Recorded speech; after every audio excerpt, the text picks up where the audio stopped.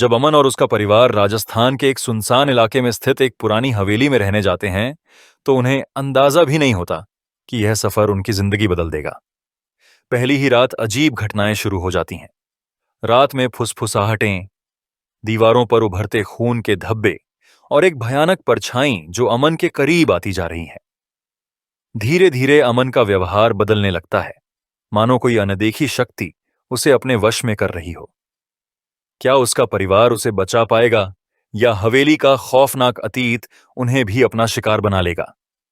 एक रहस्यमयी और डरावनी कहानी जो अंधेरे के अनकहे राज खोलती है। तो फिर चलो दोस्तों, मेरा नाम है सारंग और शुरू करते हैं आज की कहानी को सारंग स्टोरी टाइम के आज के एपिसोड में। मुंबई का 16 वर्षीय लड़का अमन एक खुशहाल जिंदगी जी रहा था। उसकी दुनिया उसके माता पिता, छोटी बहन रिद्धि और दोस्तों के इर्द गिर्द घूमती थी। उसका परिवार संपन्न था। उसके पिता अरविंद एक बड़ी कंपनी में उच्च पद पर थे। एक दिन अचानक खबर आई कि अरविंद का तबादला राजस्थान के एक दूरस्थ इलाके में हो गया है। यह जगह रेगिस्तानी इलाके में थी, जहां रहना थोड़ा मुश्किल था, लेकिन अरविंद ने इसे परिवार के लिए एक नए रोमांच की तरह लिया। अमन और उसका परिवार खुशी खुशी वहां जाने के लिए तैयार हुए। उन्हें क्या पता था कि यह सफर उनकी जिंदगी को हमेशा के लिए बदल देगा। परिवार जब राजस्थान पहुंचा तो उन्हें कंपनी द्वारा दी गई एक पुरानी विशाल हवेली में ठहराया गया। यह हवेली लगभग 200 साल पुरानी थी, जिसकी दीवारें पीली पड़ चुकी थीं और उस पर दरारें थीं। हवेली का माहौल अजीब था, मानो दीवारों में कोई रहस्य दबा हो। पहले ही दिन अमन को कुछ अजीब महसूस हुआ। हवेली के अंदर घुसते ही उसे लगा कि कोई उसे घूर रहा है। उसकी छोटी बहन रिद्धि ने भी कहा, भैया ये जगह अजीब लग रही है।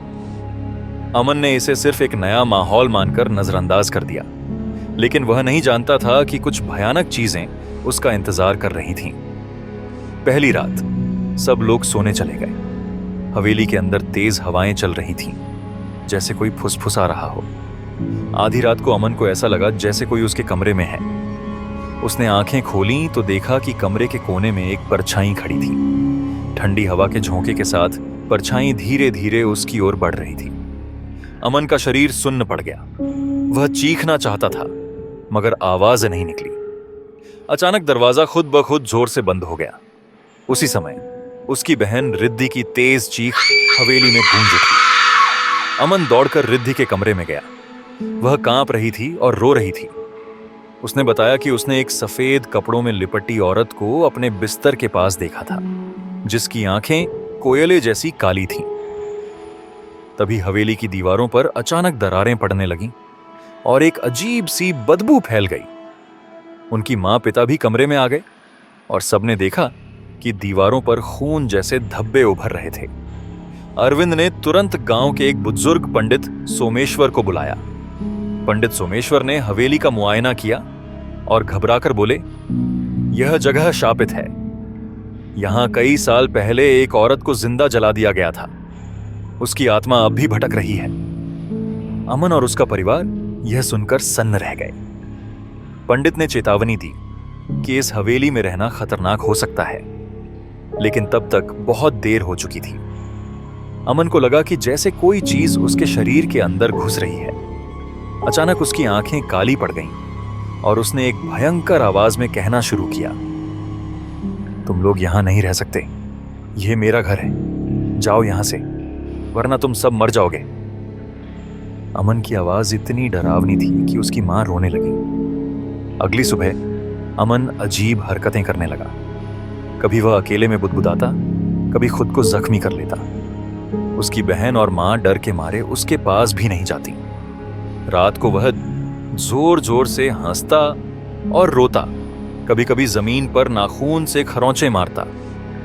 एक बार तो उसने अपने पिता का गला दबाने की कोशिश की। अब परिवार को यकीन हो गया कि अमन पर किसी आत्मा का साया है। पंडित सोमेश्वर ने सलाह दी कि अमन को पास के त्रिकालेश्वर महादेव मंदिर ले जाना होगा, जो अपनी शक्तिशाली सिद्धियों के लिए प्रसिद्ध था। रात के समय अमन को किसी तरह गाड़ी में बैठाकर मंदिर ले जाया गया। रास्ते में उसकी आंखें लाल हो गईं और उसने जोर से चिल्लाना शुरू कर दिया, मुझे वहां मत ले जाओ, मैं जल जाऊंगा, मुझे जाने दो। मगर परिवार ने हिम्मत नहीं हारी। मंदिर पहुंचते ही अमन की हालत और बिगड़ गई। जैसे ही महंत ने हनुमान चालीसा पढ़नी शुरू की, अमन जमीन पर गिरकर तड़पने लगा। उसके मुंह से झाग निकलने लगे और अचानक वह हवा में ऊपर उठ गया। फिर एक भयंकर औरत की आवाज गूंजी, तुम लोगों ने मेरी शांति भंग की है, मैं इसे नहीं छोड़ूंगी। मगर महंत ने जोर से मंत्र पढ़े और गंगा जल छिड़का।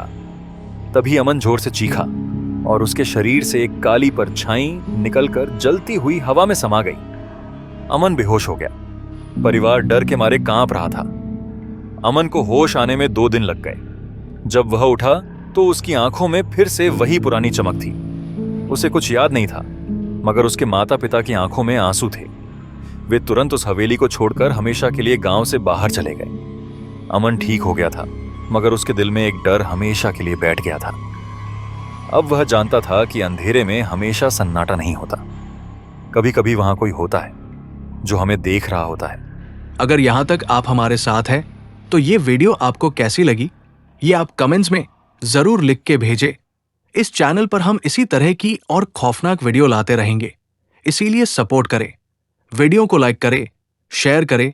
चैनल पर नए हो तो सब्सक्राइब करें, साथ ही बेल आइकॉन को प्रेस करके ऑल के ऑप्शन को सिलेक्ट करना न भूलें, ताकि वीडियो की नोटिफिकेशन आपको सबसे पहले मिले।